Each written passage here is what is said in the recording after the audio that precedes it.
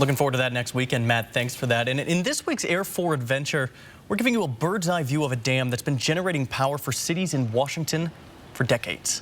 Here's a look at the far north Pend Oreille County and Boundary Dam.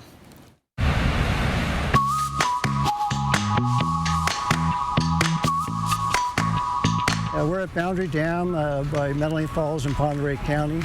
Boundary was built in the 60s.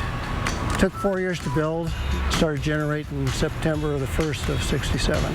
The dam was put on here to provide hydroelectric power for the city of Seattle.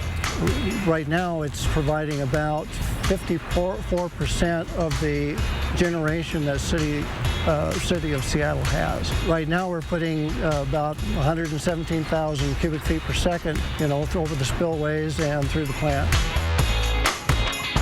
The best view, I think, is by going up towards Canada to the border, and you come up to the Vista House up on the hill up there, and there's a nice little platform there. A great place to get a good view of the spill. The Vista House itself has some displays inside of it.